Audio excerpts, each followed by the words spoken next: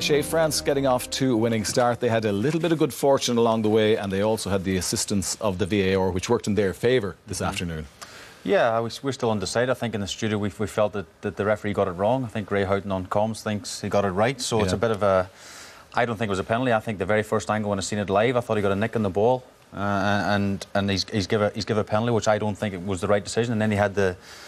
At least he went and looked at the screen. He spoke to the four guys in the hutch and to see if they thought it was a penalty, and he's made that decision. But I don't think it's right. I mean, the other one, the goal line technology, is black and white. It's a definite goal. It's very over the line by maybe an inch, but it's the right decision. But the VAR still needs a bit of work for me. Yeah, I mean, I think what we've seen today, Keith, is that VAR will still not get rid of human error.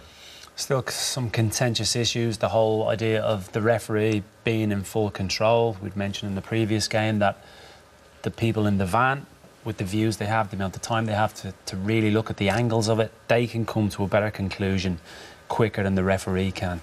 And I suppose, Didi, one of the other issues with the tournament and VAR is that a lot of the referees are officiating in leagues that haven't had VAR, so they're not used to the match day experience using VAR. No, I think it's irresponsible to bring it in at that stage.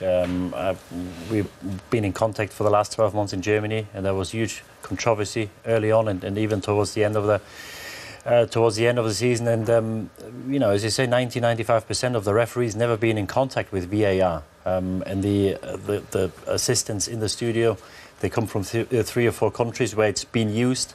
But I just feel that today we had 2 decisions which have been made wrongly, and if the referee makes a mistake in Pavon's case, I think it was hard to see where he stands to make that call. But then when there are 4 guys in the studio and they don't come to the conclusion or see that there's contact and it should have been a penalty, I think it's hard to accept. You know, I can accept a human error on the field because the game is very quick. It's very hard to make these calls sometimes. I can't accept if there's 4 people in there and they don't make the right call. And so I think we'll talk about it more throughout the tournament, unfortunately. I think that's very likely indeed. The World Cup very much up and running, but so too the VAR controversies have already started.